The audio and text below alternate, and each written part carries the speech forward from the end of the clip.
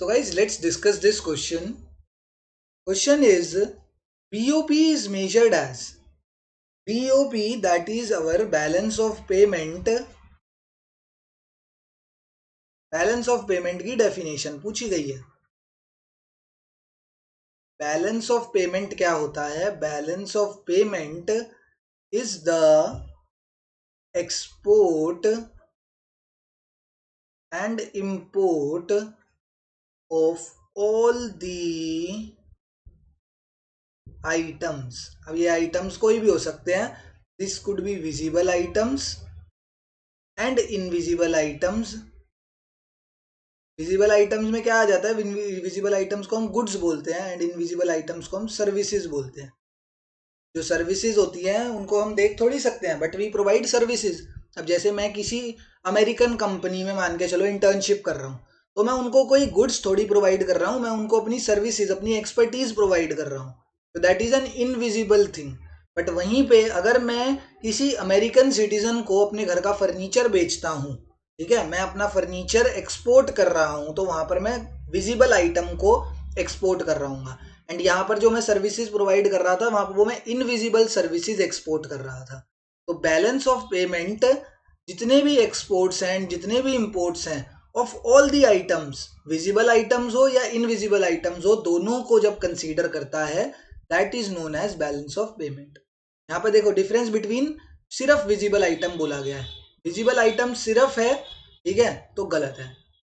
सिर्फ invisible item है तो गलत है. बोथ विजिबल एंड इनविजिबल होना चाहिए.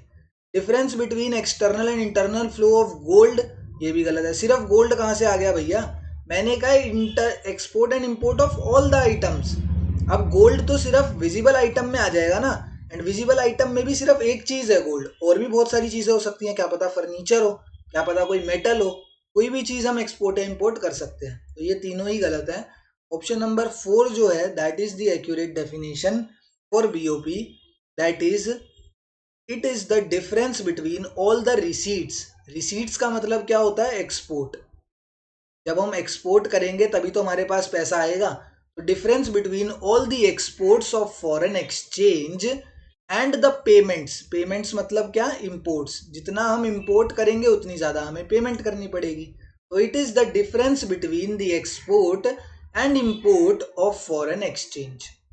यहाँ पर ना मैंने एक चीज लिखना भूल गया. मैंने एक्सपोर्ट एंड इंपोर्ट लिख दिया. यहाँ पर मुझे लिखना था, इसका proper definition balance of payment की क्या होती है? Balance of payment is the difference between export and import of all the items.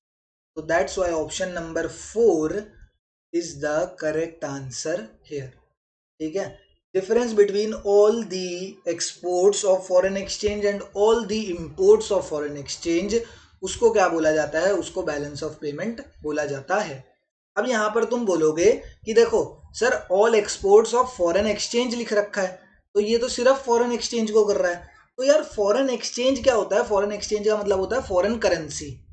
And आप कोई भी आइटम एक्सपोर्ट करो या इंपोर्ट करो, मैं कह रहा हूँ आप सर्विसेज भी इंपोर्ट कर रहे हो या कोई गुड भी इंपोर्ट या एक्सपोर्ट कर रहे हो, तो सबसे पहली चीज जो आपको चाहिए होती है वो होती है फॉरेन करेंसी. जब तक आपके पास फॉरेन करेंसी नहीं है आपके पास, या जिस बंदे को, जैसे आपने इंपोर्ट करा है, ठीक है, मैं कहीं बाहर से इंपोर्ट कर रहा हूँ, अगर मेरे पास उस कंट्री के डॉलर्स नहीं है पे करने के लिए, तो मैं कैसे इंपोर्ट कर पाऊंगा? ठीक है. एंड अगर मैंने बाहर से कोई सर्विस इंपोर्ट करी है, मान के चलो मैंने कोई सॉफ्टवेयर खरीदा बाहर किसी कंपनी से, तो उनको भी मुझे पेमेंट करनी पड़ेगी, तो उनको उनकी करेंसी में पेमेंट करनी पड़ेगी, है ना. जो भी वो करेंसी होगी उसमें पेमेंट करनी पड़ेगी. तो indirectly it is the difference between the export and import of all the items. ठीक है, ऑल द आइटम्स. एंड यहां पर ये भी बोल सकते हैं difference between export and imports of foreign exchange, क्योंकि ऑल द आइटम्स, जितने भी आइटम्स को अगर हमें परचेज या सेल करना है, उसके लिए हमें किसकी जरूरत होगी? फॉरेन करेंसी की जरूरत पड़ेगी. ठीक है. वैसे proper definition is this: the difference between the export and imports of all the visible and invisible items. But visible and invisible items को खरीदने या बेचने के लिए हमें फॉरेन करेंसी तो चाहिए ही ना. इसीलिए बीओपी में ये चीज बोली गई है, मतलब इसीलिए यहाँ पर फॉरेन एक्सचेंज लिखा हुआ है ऑप्शन नंबर 4 में. And option number 4 is the correct answer to this question.